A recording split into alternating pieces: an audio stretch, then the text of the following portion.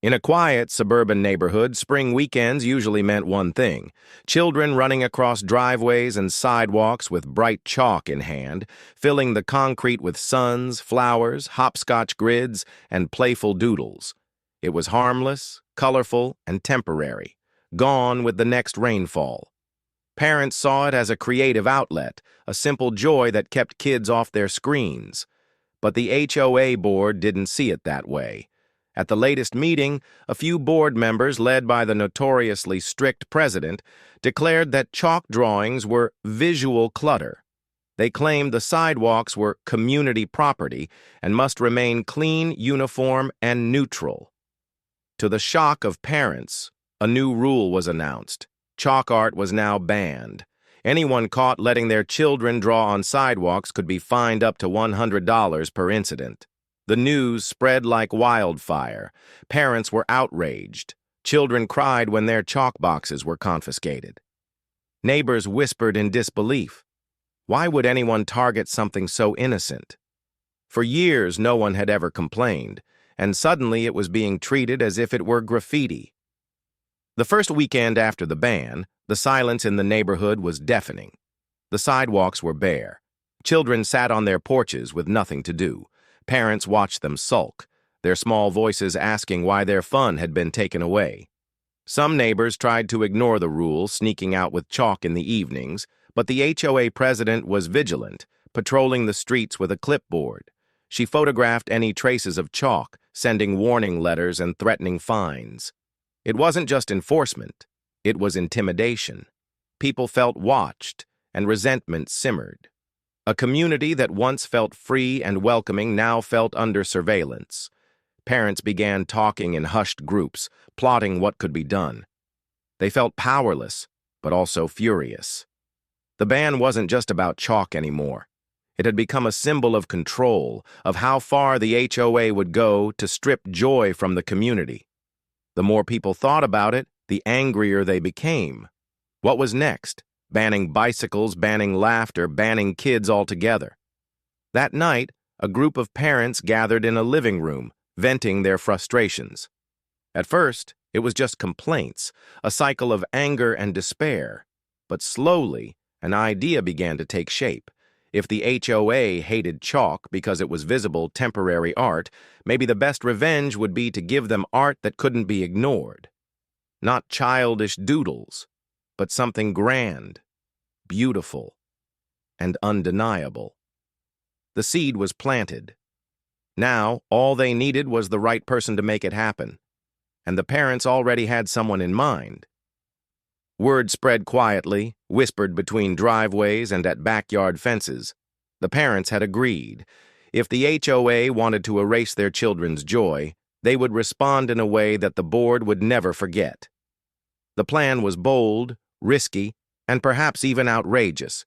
But the more they thought about it, the more they realized it was perfect. One of the neighbors, a father named Michael, had a cousin in the art world. Not just any artist, but a well-known street muralist who had painted in major cities across the globe.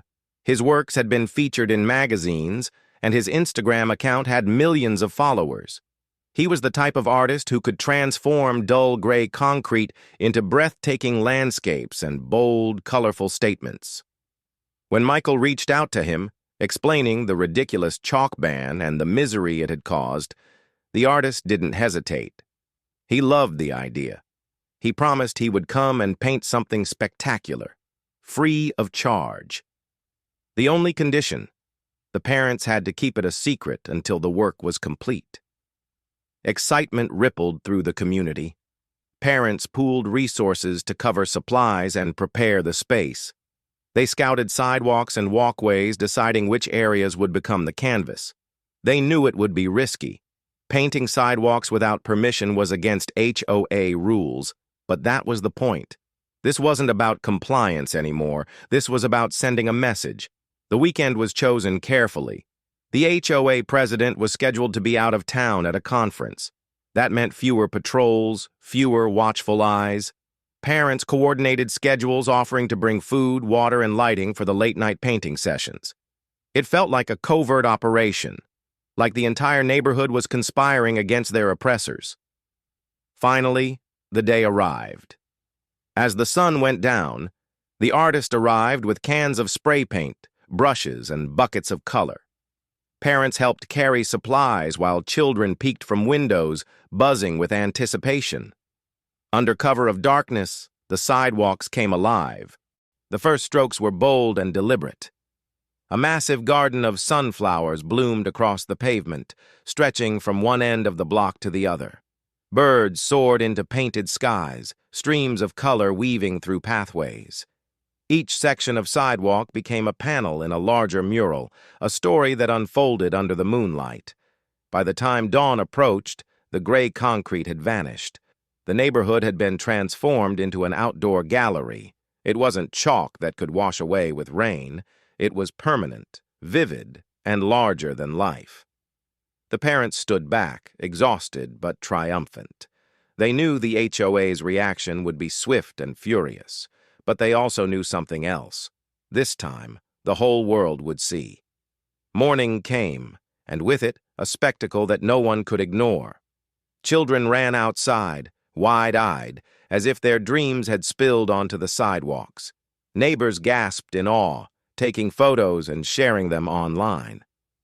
Within hours, pictures of the murals spread across social media, tagged with captions like, "When the HOA bans chalk, parents fight back." The reaction was immediate. People from other neighborhoods praised the creativity and mocked the HOA. Comments poured in, ridiculing the ban and celebrating the parents' defiance. It wasn't long before local reporters picked up the story. By noon, camera crews were on the street, capturing footage of the murals and interviewing residents. But the HOA board was not amused. The president, returning earlier than expected from her trip, nearly collapsed when she saw the murals. She stormed through the neighborhood, red-faced, barking threats of fines, lawsuits, and immediate removal. She called emergency board meetings, sending panicked emails to residents demanding compliance. The problem was clear. The murals weren't chalk. They weren't temporary. Removing them would be costly and difficult. Worse, every threat the HOA issued only fueled the story's fire. News stations highlighted the absurdity of banning chalk art while simultaneously trying to erase beautiful murals. The parents, meanwhile, stood their ground. They pointed out that the murals brought joy, boosted neighborhood pride, and had already attracted positive attention from outside communities. Local businesses even offered to sponsor cleanup days or donate to neighborhood improvements, all thanks to the publicity. The HOA doubled down. Letters were mailed out, claiming that residents responsible for the murals would face thousands of dollars in fines.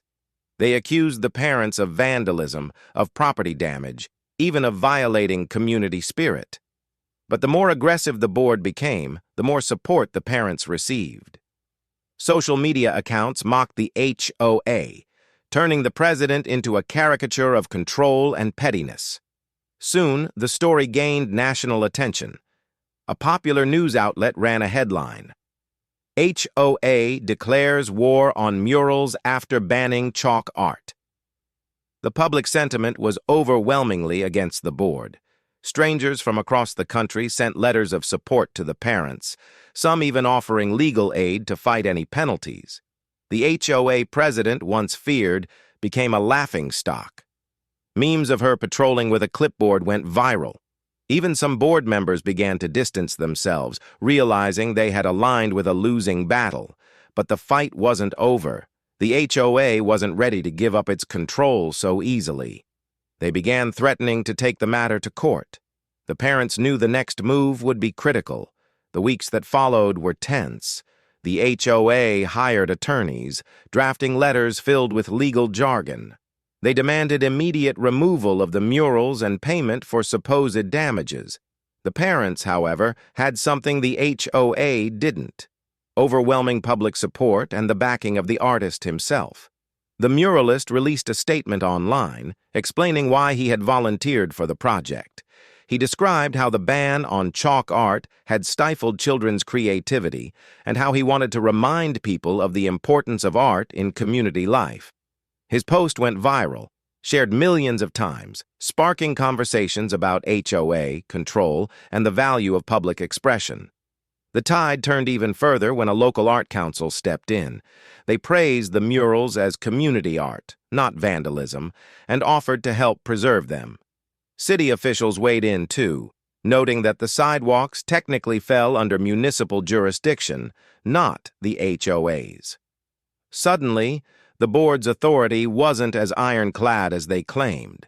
Under mounting pressure, the HOA backed down. Their threats of lawsuits fizzled out when attorneys advised them the fight wasn't winnable. Fining residents would only spark more backlash, and pursuing court action would bankrupt the board. The president, once the loudest enforcer, grew silent, her power crumbling as neighbors openly mocked her. The murals remained. They became a landmark, drawing visitors who admired the bold colors and the story behind them. Children played hopscotch over painted flowers, running and laughing without fear of punishment. Parents felt victorious, not just for winning against the HOA, but for reclaiming their community. Months later, the neighborhood was different. The HOA, once feared, now operated cautiously, wary of sparking another rebellion. The president eventually resigned, her reputation shattered beyond repair. A new board was elected, one that prioritized community happiness over rigid rules. The parents often looked back at that night when they conspired together in secret, watching as the artist transformed gray sidewalks into vibrant art. It had started as an act of defiance, but it ended up reshaping their entire community. And in the end, the message was clear. When rules strip away joy, unity, and creativity, can paint something far more powerful than control.